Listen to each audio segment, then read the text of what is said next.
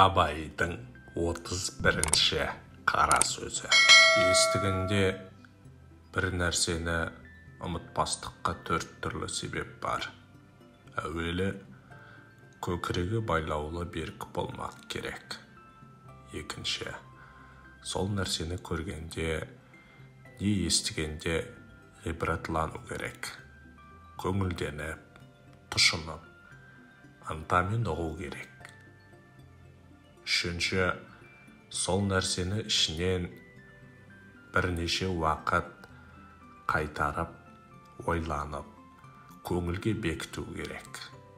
Төртінші, ой кеселдерінен қашық болуы керек. Егер кез болып қалса, салынбау керек.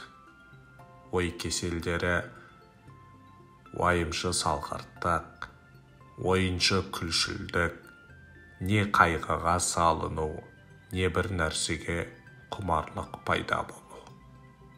Бұл 4 нәрсе күллі ақыл мен ғылымды тоздыра тұғын нәрселер.